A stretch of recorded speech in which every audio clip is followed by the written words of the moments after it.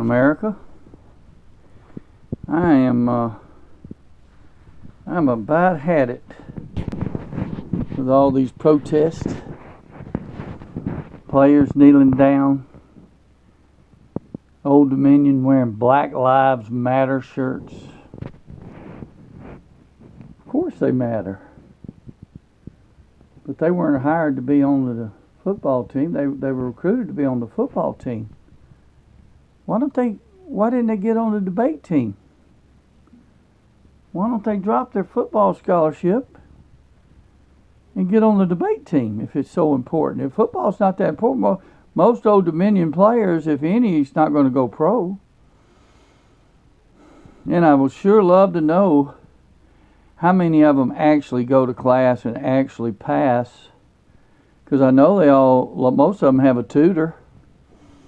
Charles Barkley had a tutor. He'll tell you. Ask Charles Barkley if he had a tutor at Auburn. If he says he didn't, I believe Charles will say he did, because he did. I spoke to her one day. So, if all this is important, I mean, Cam Newton didn't go to Albany State or FAMU or Morehouse or Tuskegee or Grambling or Southern University. He was great. He would have made them great. If all that matters, why didn't he go there and support the black schools? Yes, folks, there are still black schools, predominantly black schools in this country, and they play good football. But they're not the top tier teams.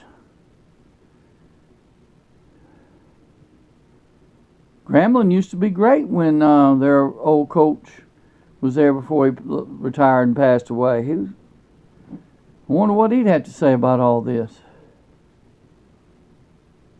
But this is ridiculous.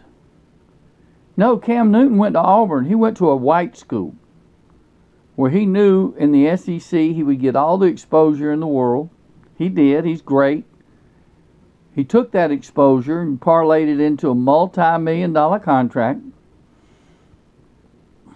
and goes to Carolina. There's no doubt that Cam Newton's a great athlete. But I noticed he didn't get on the debate team. All these players, they're recruited to play football. Period. Now, the coaches can do the right thing. Now, I don't agree. You see all these coaches cursing and using foul language, not setting good examples. Do we hear the players coming out against that? Using bad languages, MF, GD, SOB, cussing the refs on the sidelines, using foul, vicious language. If you don't think it happens, get on the sideline one day. Evidently, somebody thinks that's fair game or right. I don't think so. I think it's an awful example of our football coaches. Ultimately, it's just a football game. So, this Nebraska player that knelt down, of course, I hope they lose every game. You can tell them I said lose every game. I hope Nebraska loses every game. Thank God for their governor and the other man that spoke out against it. If they want to, we have the Army, the Navy, the Air Force, the Marines. If you feel that strongly about it, I'm sure they'll take you into their service, train you, and send you to Iraq and Afghanistan. And let's see if you stand for the national anthem then, big boys. We'll see how tough you really are. You want to see how tough you really are? Join the service. Because you sure ain't going to join the debate team. Because you're on really, your great talents and all. You could be injured, you know, and then your career's over. We understand all that, but it's just a football game. It's just a football game. So all you great athletes out there, and I don't know about these fans. Look at the NFL. Their ratings are down, and they're going to go down. I don't care about watching the NFL. I was a veteran in the Air Force for 6 years. We sent people out that didn't come back. They died. They came back in a draped casket with a flag over it. Not a Black Lives Matter t-shirt. Because in the casket, we didn't know if they were white or black. It's just an American flag over a casket of one of our fallen heroes.